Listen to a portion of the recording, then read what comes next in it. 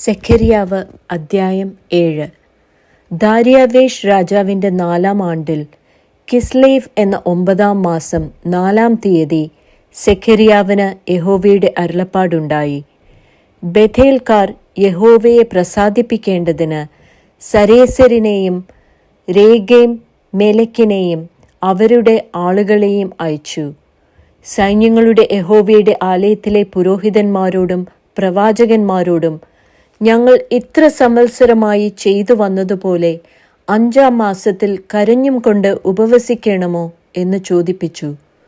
അപ്പോൾ സൈന്യങ്ങളുടെ യഹോവയുടെ അരുളപ്പാട് എനിക്ക് ഉണ്ടായതെന്തെന്നാൽ, നീ ദേശത്തിലെ സകല ജനത്തോടും പുരോഹിതന്മാരോടും പറയേണ്ടത്, നിങ്ങൾ ഈ 70 സംവത്സരമായി 5-ാം മാസത്തിലും 7-ാം മാസത്തിലും ഉപവസിച്ച് വിലപിക്കയിൽ നിങ്ങൾ എനിക്ക് വേണ്ടി തന്നെയോ ഉപവസിച്ചത്? നിങ്ങൾ ഭക്ഷിക്കുമ്പോഴും പാനം ചെയ്യുമ്പോഴും നിങ്ങൾ തന്നെയല്ലയോ ഭക്ഷിക്കുകയും പാനം ചെയ്യുകയും ചെയ്യുന്നത്? യെരൂശലേമിനും അതിൻ്റെ ചുറ്റും അതിൻ്റെ ഉപനഗരങ്ങൾക്കും നിവാസികളും സ്വസ്ഥതയും ഉണ്ടായിരുന്നപ്പോഴും, തെക്കേ ദേശത്തിനും താഴ്വീതിക്കും നിവാസികൾ ഉണ്ടായിരുന്നപ്പോഴും, യഹോവ പണ്ടത്തെ പ്രവാചകന്മാർ മുഖാന്തരം പ്രസംഗിപ്പിച്ച വചനങ്ങളെ നിങ്ങൾ കേട്ടനുസരിക്കേണ്ടതല്ലയോ? യഹോവയുടെ അരുളപ്പാട് സെഖര്യാവിനുണ്ടായതെന്തെന്നാൽ, സൈന്യങ്ങളുടെ യഹോവ ഇപ്രകാരം അരുളി ചെയ്യുന്നു: നേരോടെ ന്യായം പാലിക്കുകയും ഓരോരുത്തൻ താന്താൻ്റെ സഹോദരനോട് ദയയും കരുണയും കാണിക്കുകയും ചെയ്യുവിൻ. വിധവയെയും അനാഥനെയും പരദേശിയെയും ദരിദ്രനെയും പീഡിപ്പിക്കരുത്.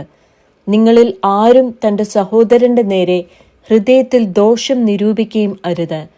എന്നാൽ ചെവി കൊടുപ്പാൻ അവർക്ക് മനസ്സില്ലായിരുന്നു.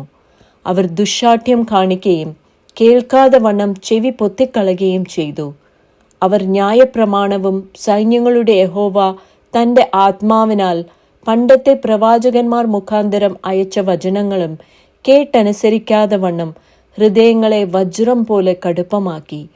അങ്ങനെ സൈന്യങ്ങളുടെ യഹോവയെങ്കിൽ നിന്ന് ഒരു മഹാകോപം വന്നു.